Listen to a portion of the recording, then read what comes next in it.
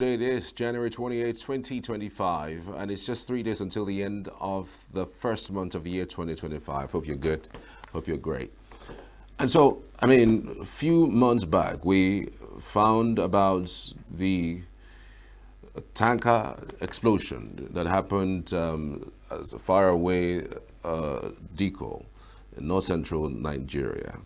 And even few days back, we also heard about a tanker explosion that also happened in Enugu State. This tanker explosion on our roads apparently have become a crazy, reoccurrence in the environment, causing so much deaths and so much harm, not just to the road infrastructure, but also to harm to human lives, which is for me the most important thing.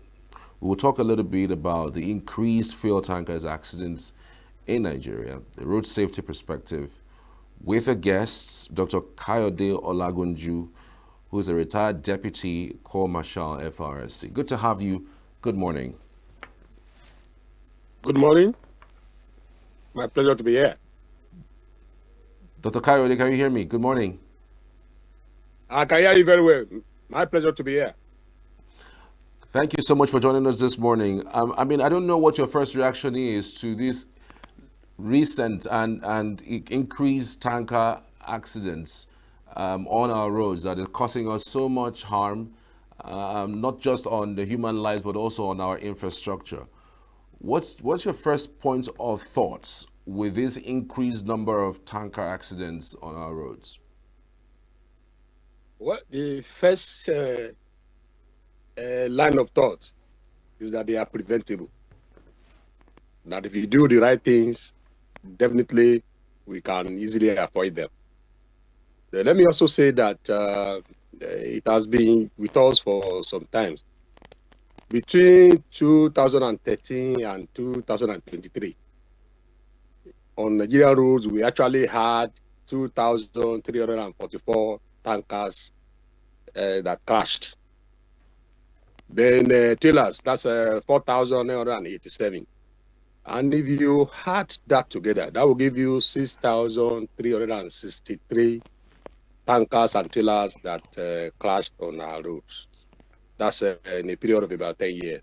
Then again, if you juxtapose that with the total vehicles that crashed within the same period, that's about 122,762. That is about 5.2% of RTC cases involving tankers and trailers.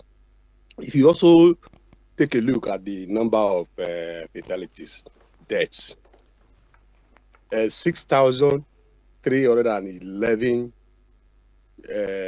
persons died through tankers and trailers crashes out of 62,311 deaths within the same period. That will give you 10.2% of the total deaths. What I'm saying in essence is you see that a single tanker or trailer crash could result in multiple deaths. That while you have 5.2% of the vehicles that crashed, you have 10.2% of fatalities. So it is something that has been with us, and it is something that, like I said, could be preventable. All right. We have seen these tanker accidents happen over and over again. One can even easily predict that you are most likely going to be sure that there will be another tanker accident in another 1 or 2 months. Do you think the efforts by the government to stem this tide is yielding any results? Because again, there has been several comments around making sure that these tankers don't ply the road, or maybe it moves at a certain time of the day in order to, whatever happens at the time, the fatalities are reduced.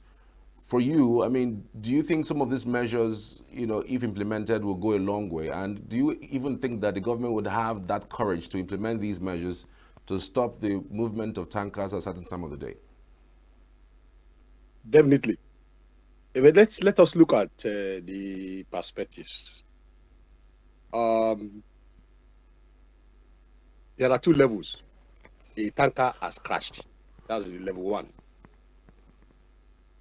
And in the tanker that crashed, probably you have only one driver and two assistants. But at the end of the day, you end up having 100, 150 casualties, which means it has gone beyond just the crash. What is the second perspective there? People going to scoop fuel. And that is why the fatalities are high. When the tanker has crashed, people should actually run from the scene. But you find people going there because of economic reasons to scoop fuel. And that's what is known as static electricity. Static electricity is something that could spark the fire. You know, the product is highly inflammable. So sometimes just rubbing of clothes could result in static electricity. Rubbing of scooping buckets could result in the static electricity. So you now have a situation where just one crash result in multiple deaths, like hundreds. So the measures, when we are looking at the preventive measures, it goes beyond the aspect of vehicles being in proper road condition, drivers well trained, the road being good. We should also look at what again that results in multiple deaths, which is scooping of oil. Government should also look at the aspect of educating people to understand the fact that a tanker crash scene is not a place where you could make money. It's a suicide site. That's the way I look at it. The measures that are there, if well implemented, definitely will result in reduction of these crashes.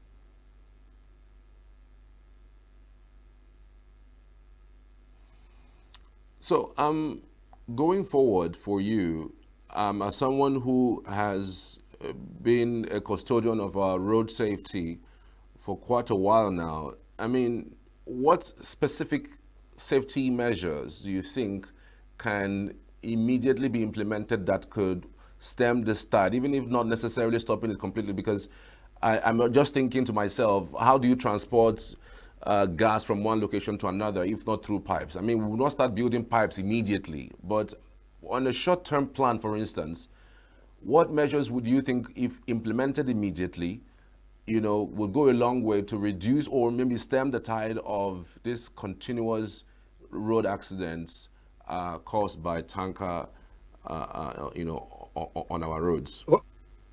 Well, I must say that the Federal Road Safety Corps has done a lot in this regard. Then I'll say that the first aspect that I think we should focus is on the issue of safety valves. That is what is known as safety valve. That if those safety valves are installed on tankers, when the tankers fall, the products will not spill. And once the products are not spilling, there will be nothing to scoop. And once there's nothing to scoop, there will be no attraction to the scenes of the crash. And the likelihood of multiple deaths will be very, very low. Then we must look at the conditions of these vehicles. And I'm also aware that the Federal Road Safety Corps has a program, the Safe to Load program, where they have attached some of their personnel to the tank farms where these tankers load. Then the essence is they ensure compliance before they leave the farms, which means they will check whether they have safety valves, they will check whether they have speed limiting devices, they will check the condition of the tires, check the condition of the vehicles, look at the mood of the drivers and all that to ensure safety compliance. The major problem in this regard is that we have what we call single ownership, where they have the organized sector, where you have all these people, you have the FRSC, you have other security agencies, you have all the arrangements to ensure safety compliance. There are so many others who have one or two tankers. And owner may have just one or two tankers, and regulating such will be difficult. Then we should also not overlook the conditions of our roads. Some of these tankers fall when they try to dodge potholes, or the road condition is not conducive for their smooth movement. Then the efforts should include stakeholders engagement. It is not just an agency or very few set of people trying to find the solutions. And I'm also aware that this stakeholders engagement has reached a great level, that even coordinated at the highest level of governance in Nigeria.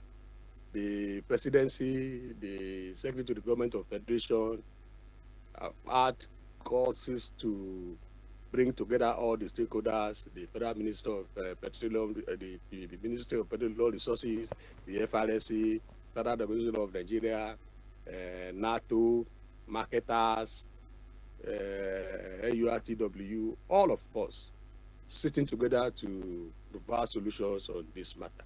I think that this stakeholders engagement and full enforcement of the safety requirements will help in dousing the problem as it is presently.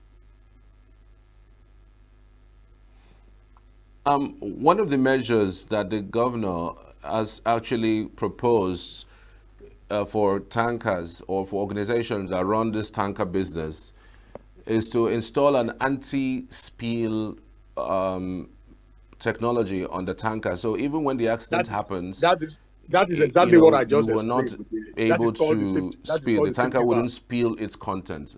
Do you think that would work? Because what we have seen these days is tanker just explodes. I mean, when the tanker falls, the anti-spill technology doesn't stop it from exploding. Do you think that would work?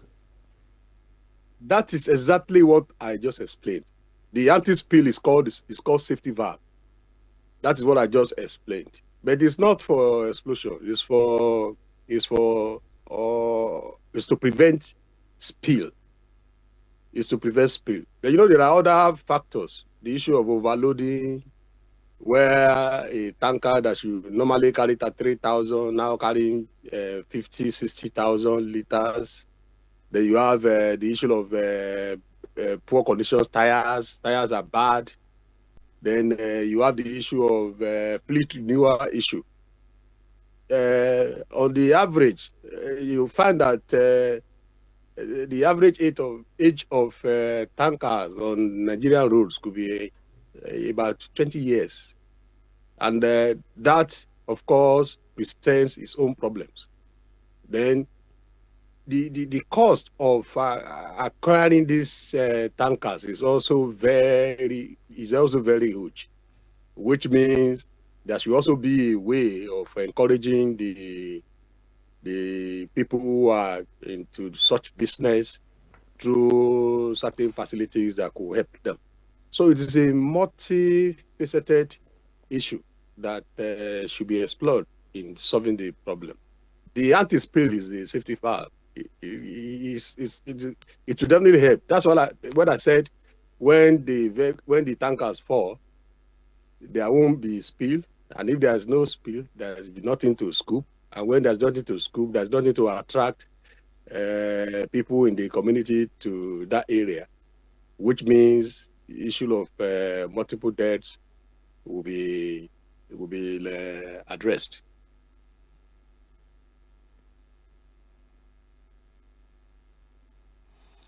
With what you have seen so far, with the accidents we have seen so far, from what we had in Sokoto, and then we had one Jigawa, in Niger, and then Jigawa, to Enugu. you have,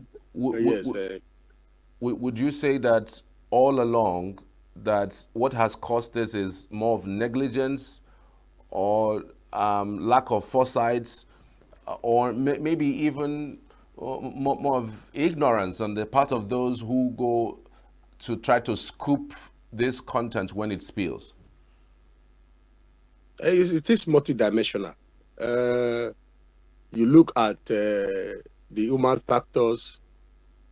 Under that, you see that some of the drivers are not well trained, and that is why the FRSC is also collaborating with NATO, marketers, and all those involved in the sector to get the drivers better trained. Then the condition of the vehicles is also an issue, because many of the tankers are rickety. I had the opportunity of seeing the technical report on the Jigawa crash, the Jigawa tanker crash, and I could see the issue of technical deficiencies in the vehicle. Then again, if you also look at the environmental issue, the government is also culpable.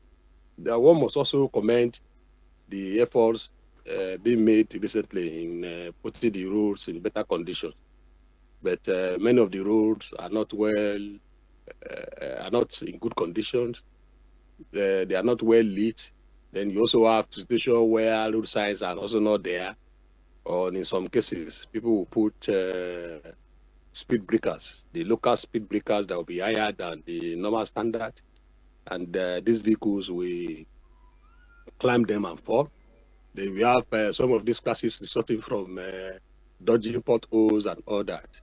So it's a multi-dimensional issue, multifaceted. So I think putting all the stakeholders together for everybody to look at his own aspect of the job will be quite okay. The Standard Organization of Nigeria should look at the technical details on the tankers themselves. Then the FRSC will look at the compliance. The Ministry of Petroleum Resources should look at their own aspects in terms of loading and all that, while government should also do the needful in terms of improving the conditions of the road. So everybody is involved. Okay, so given what we have also seen, I really don't know the extent of what education or enlightenment would do. Because, I mean, if tanker falls now, say somewhere in even Abuja or Lagos, you still see people trying to run towards it to scoop fuel. I really don't know. Like, do you think that the level of poverty that is affecting it, or it's a level of greed that we have, that would make somebody see danger that that is about to happen and still wants to find a way of scooping the content of fuel? Do you think that it's more like we lack enlightenment, or it's just plain sight greed? Now, I think education is very important. It's very, very critical. Then the value we attach to sanctity of lives is also very important. A lot of people don't appreciate what they have in terms of being alive. It's like, oh, I could make some money through getting some fuel from a tanker that are just falling. But of course, like I said earlier, it's a suicide site. I'm also aware that the Federal Road Safety Corps has put on a series of enlightenment jingles in different Nigerian languages, so that people will understand the risk involved in going to tanker crash scenes to scoop fuel. Then sometimes they believe that once they are able to talk to themselves, nobody should smoke, nobody should bring any inflammable something that could spark fire to the scene. They are safe. but it's because of ignorance. Like I explained earlier on the issue of static electricity. Even they are robbing themselves alone could spark fire there. A bike man passing around the scene could cause the fire. Sometimes they will say a miraculous fire. There's no miraculous fire in that kind of situation. It's a matter of static electricity that their buckets could rub and fire will come instantly. We need enlightenment on all this. And I'm happy that the Federal Ministry of Information has also come up to say that they are going to direct the National Orientation Agency to have a kind of enlightenment that will bring attitudinal changes in this. And I've also seen the jingles of some other organizations, apart from that of the FRSC on this. We need to enlighten people. We need to. Then when it comes to the issue of poverty, it's the same way when somebody who has just been caught for robbery will tell you that it is poverty that has driven him to go and take up arms to rob fellow citizens. Then what of those who are also not rich, but of course they are not pushed to go to the road to rob vehicle passengers. So people should know that it's only those who are alive that could think of the future. Once you take suicidal actions, that is the end of the journey. So I believe it is not just poverty. It is attitudinal issue. And people should know that they have to preserve their lives. All right.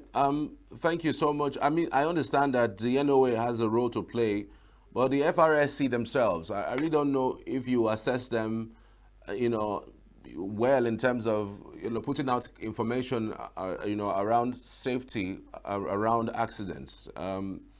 Because lately, I mean, we haven't seen anything to, whether on social media or even via their page, or, across board, or even on mainstream media, it's telling people the importance of not going to scoop fuel from an accidented tanker.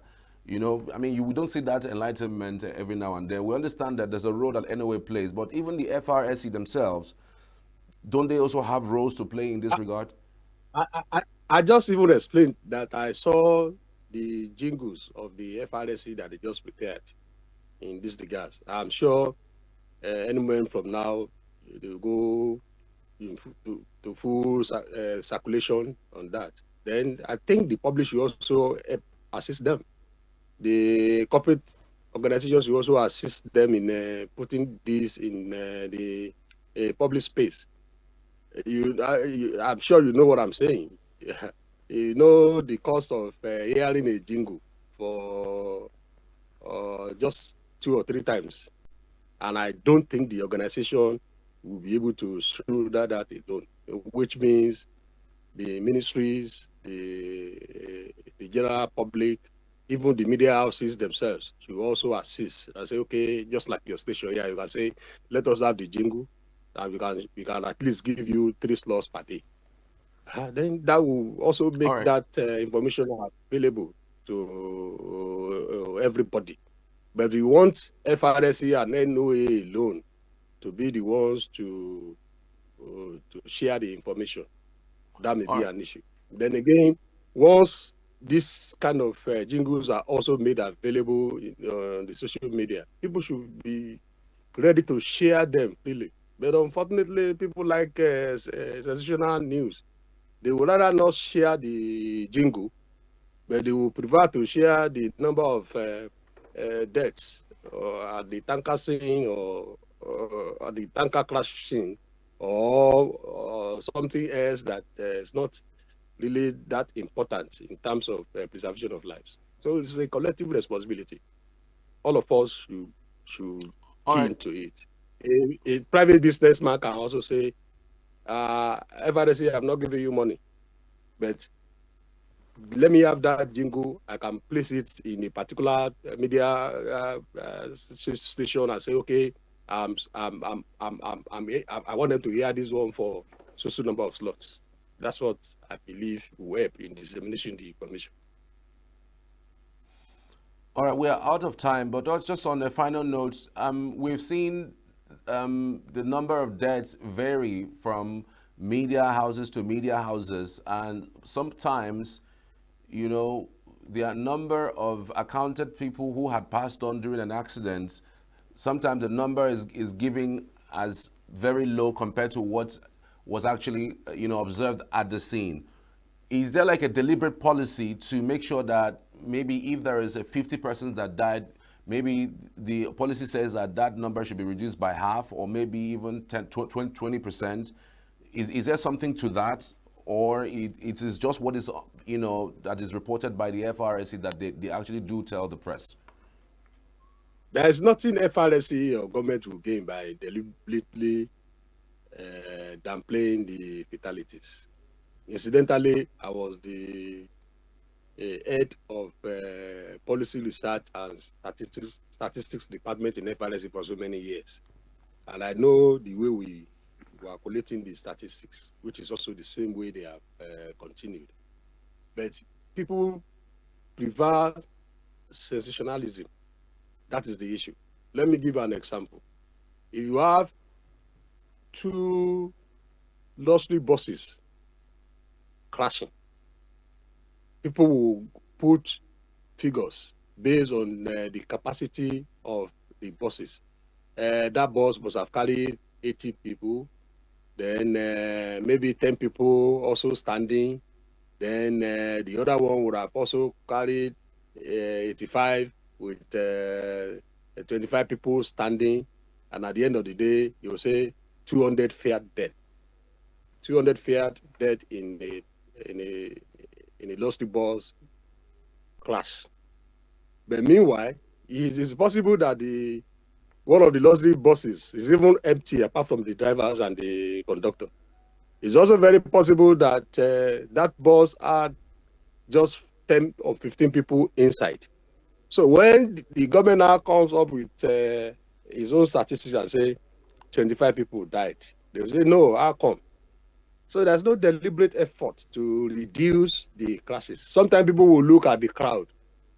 When I was the commander in Lagos, I always remember a particular case, eyewitness account, and I remember very well when a